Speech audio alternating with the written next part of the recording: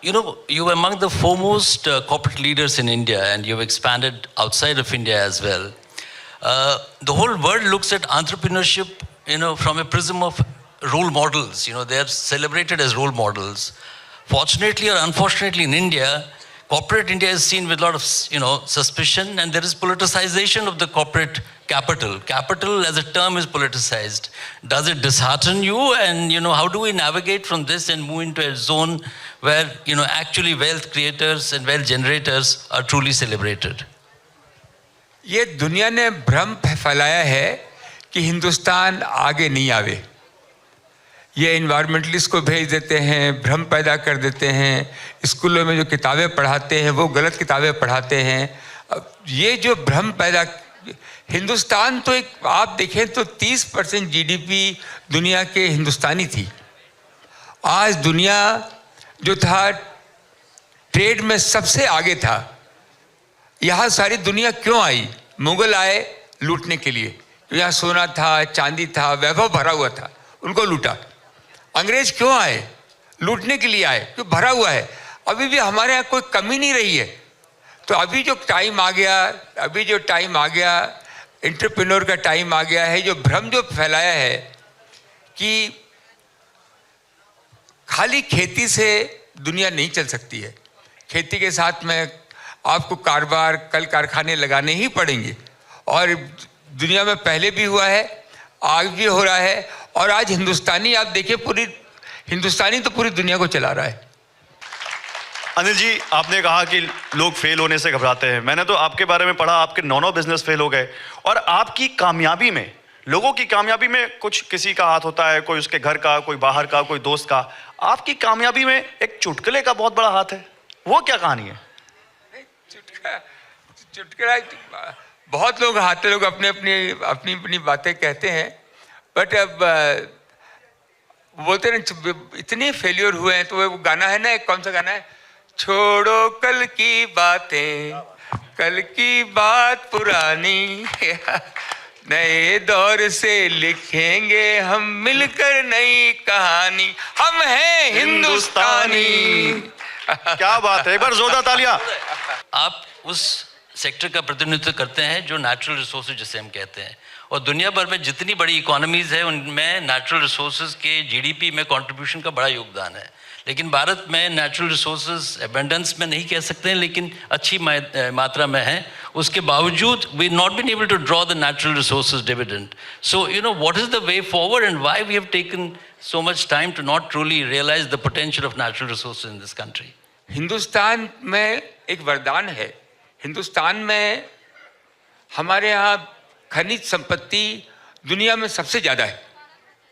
फिर भी आज हिंदुस्तान में 60% जितने भी ज़मीन के नीचे की चीज़ें चाहिए वो हम इंपोर्ट करते हैं।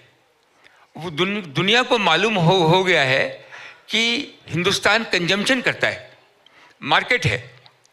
तो यहाँ पे इनका खून चूसो और इनको माल सप्लाई करो। सारा सोना यहाँ आता है, सारा ऑयल और गैस यहाँ आता है।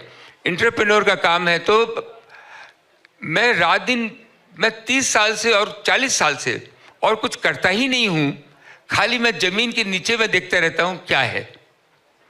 जब मैंने काम चालू किया तो मेरे पीछे इन्वायरमेंटलिस्ट लगे, मेरे पीछे समाज लगा कि माइनिंग करना खराब काम है। हमने कहा यार, बूचर हाउस में काटना खराब नहीं है और ज़मीन के नीचे से निकालना खराब है। क्या कर रहे हो?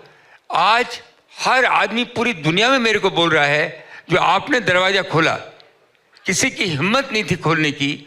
आप लगे रहे, डटे रहे, और किसी न किसी तरह से, चाहे वो कॉपर हो, चाहे एल्युमिनियम हो, चाहे सिल्वर हो, उसमें लगा के। और सबसे बड़ी बात है कि आज एंटरप्रेन्योर का इतना बड़ा अपॉर्चुनिटी आई है। आज ट्रम्प क्या बोलता है? ड्रिल बेबी ड्रिल, कि हर यंग आदमी जो है पीठ पे ड्रिल रख सकता है। जियोलॉजिकल सर्वे ऑफ इंडिया बता सकती है कि भाई यहाँ तेल गैस हो सकते हैं, और वो जाके ड्रिलिंग मशीन लगा सकता है, उसमें तेल निकाल सकता है। अभी नया शब्द निकला है, डिग बेबी डिग, कि आप खोदो, सही तरीके से खोदो। हर चीज़ को सस्टेनेबल वे में करो, ये सब चीज़ के नियम कानून है। धरती माँ और अपने शरीर में कोई फर्क नहीं है।